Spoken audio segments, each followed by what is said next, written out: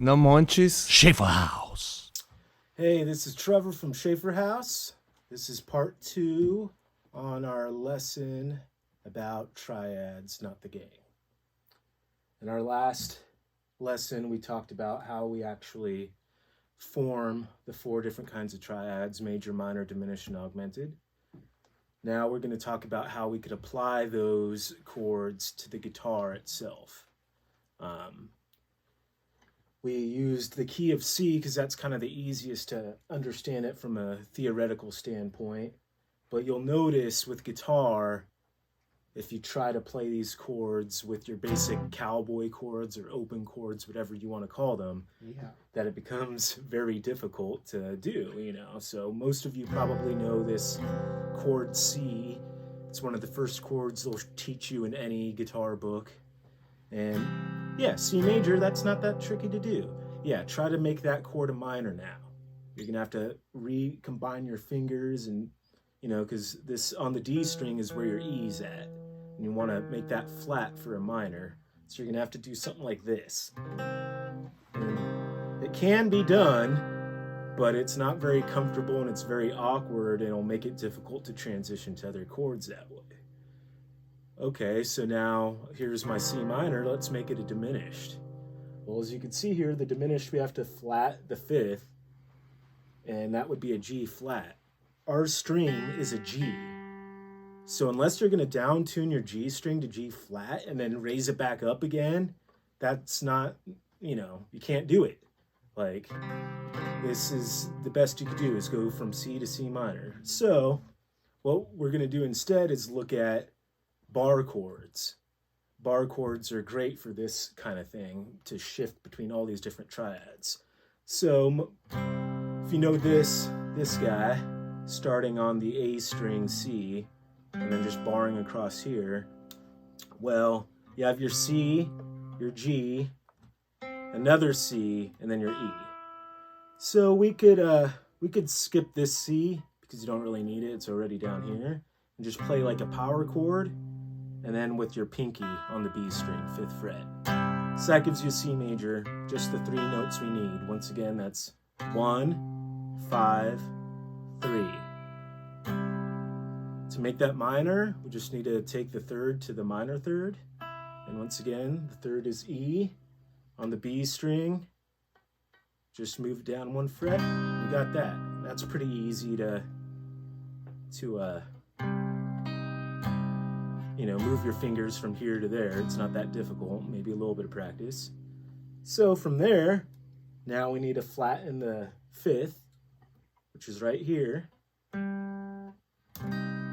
And you may need to shift your fingers around a little bit. So what we're gonna do is move this down 1 fret, then use your pinky to do the minor 3rd on the B. And you got that.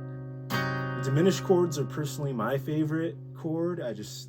There's so many ways to apply them. I love the sound of them. They could be substituted for a lot of different chords. But what's really cool about them, just to show you one little trick, is if you take any kind of diminished chord and move it by 3 half steps, it becomes an inversion of that chord.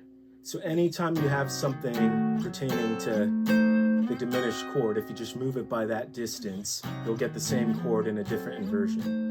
And that also applies to like arpeggios.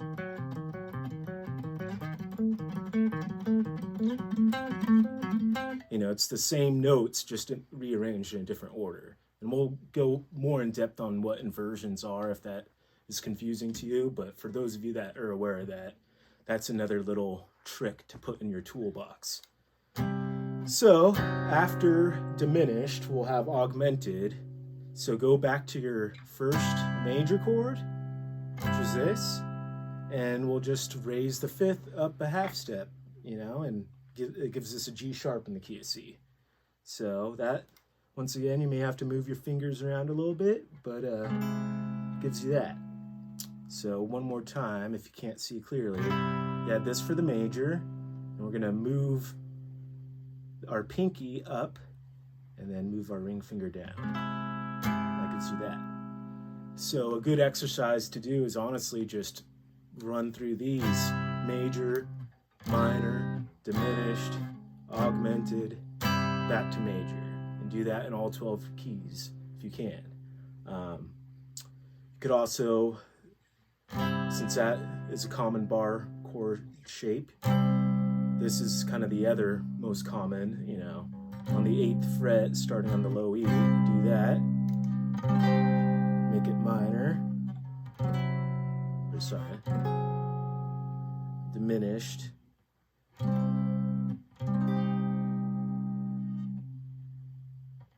there we go, that's the diminished, sorry, and then augmented, back to major. So yeah, there you go. That gives you at least a few different ways to do it. If you're going to stick, if you don't know bar chords or have difficulty barring and you want to stick to these open chords, try applying this to a different chord besides C, like maybe either A or D.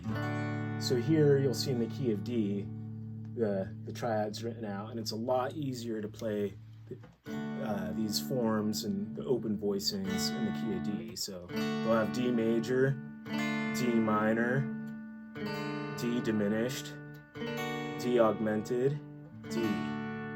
So one more time, just so you can kind of see what my hands are doing. There's your D major, there's your D minor, there's your D diminished, there's your D augmented, back to D.